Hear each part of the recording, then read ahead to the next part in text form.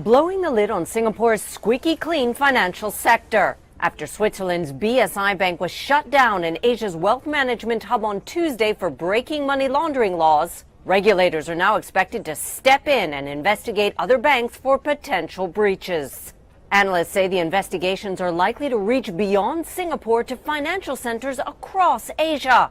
The probe started with Malaysia's scandal-ridden state fund known as 1MDB. There are certainly banks, especially maybe smaller banks that do not have operations in the US, which has been at the forefront of this compliance effort. So for those banks, this is definitely raising red flags. I mean, it's a massive wake-up call. It is not to be said, however, that the larger banks, can kind of, be totally immune. We have seen some very prominent global names also being associated with the YMDB probe, so it's a question mark for them too.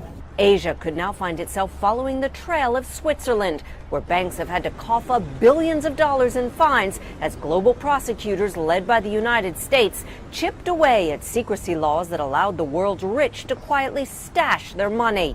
This region had become the new gold mine for wealth managers, thanks to a rising number of millionaires and less scrutiny across a fractured and diverse regulatory landscape. But the easy days of wealth management now look to be over as regulators pour in, and the closure of BSI could just be the tip of the iceberg.